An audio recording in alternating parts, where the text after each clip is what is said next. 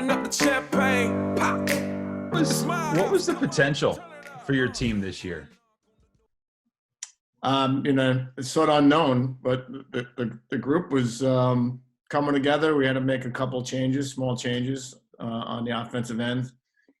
Our leadership group was starting to really come together and lead the guys in the right way. And our seniors, most importantly, our seniors were playing really good ball. So the potential, again, was there. It was something that, we were all anticipating seeing. Yeah. We were looking forward to it. And I think we had a good feel with the guys, moving forward at 5-2. Where does, in your 26 plus years coaching at UMass, does your win over number one ranked Yale kind of fall in your list of accomplishments? I've never really thought of that. You don't think of that, and I think maybe someday it would. I will, but I don't. We're still in the middle of the season, and even now, we really more focused on trying to get our seniors back and get them situated, and have our rest of our team stay healthy and come back to us hopefully in the fall as well. Obviously beating a team like Yale, forget about their ranking. It's an outstanding program. They've been to the national championship game, won it in 2018, lost it in 2019. So, you're playing a really, really, really strong opponent, and it's just a great win. It's, something that you strive for day in and day out as a team. And fortunately that day we were able to accomplish it. You dropped the opener at Army. I heard a lot of chatter about that being a tough matchup for you guys early on in the season. That was a ranked Army team. You then finished the year with 4 straight wins before you had to shut it down with the coronavirus pandemic. How would you describe, not including obviously the circumstances that we're dealing with here, just shutting the whole year down, how would you describe the amount of games that you played and like how the season went for you in the games that you did play? I think every year you go into the season and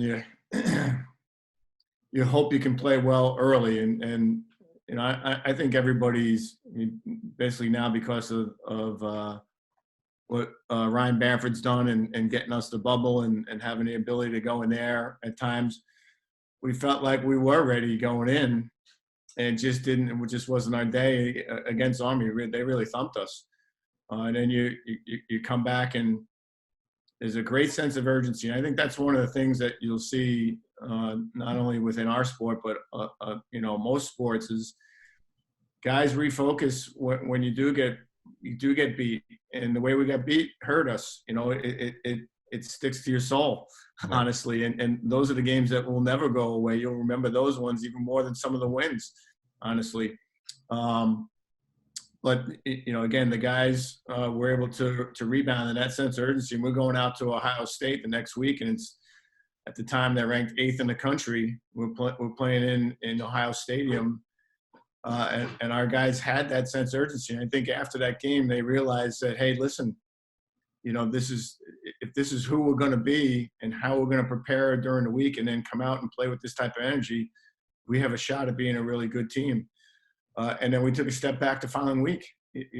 Okay, we played 2 away games. Now we're at home. We're on Garber. We always win on Garber, right? No, it doesn't work that way. Right. You really have to prepare the right way and get yourself ready and kind of replicate, that attitude, that desire, right? The sense of urgency, the hunger, everything you want to talk about. You have to replicate that for every game that you play. We're more similar to football than we are to basketball in terms of the amount of games we play. We only play 14 regular season games. So every one of those contests, you can't let any of them go by the wayside. You have to prepare the right way. What's one trait that you look for in a player when you're recruiting a kid? Obviously, you're looking at a lot of different things, but what's one thing that you have in your mind that says, we need this in a prospect to come in and play for us? Yeah, I would say heart. I would say that it encompasses a lot of things, heart, right? Desire, competitiveness, the ability to try to work really hard each and every day to get yourself better, right? I think that inner desire and that inner motivation that some individuals have is what we really look for. And listen, we don't always, get that right. It's very difficult to see that within high school games or club games, which aren't very intense or as intense as the games will be once they get to us. But you get a chance to sit down with people, talk to their parents, get an idea where they've come from. Again, there's a lot of other things. Obviously, you have to be a good lacrosse player to come to UMass. We'd like you to be a good lacrosse player to come to UMass. But I think heart and inner desire come first for me. All right. So you've got the beautiful lake behind you. I'm assuming the bike trail's not too far off from where you are in Hadley. What's one thing that you and your family, non-technology related, you've been able to do during this quarantine? Well, if you know me, there's a lot of non-technology things that I do. There's a few things that we were able to do. We're able to get out and hike. We're able to get out and kayak on our lake behind us. Right now, my wife is actually running me into the ground. She's a terrific runner, somebody that is running over the mountain here. What's an average run? Like how many miles are we talking? I'm right now. I'm at her pace. I'm at like 4.5, and I veer off and I come home and I get on my bike and I go catch up to her. She's probably doing six plus every time we go out. We've been doing that every other day. That's how you stay in such good shape.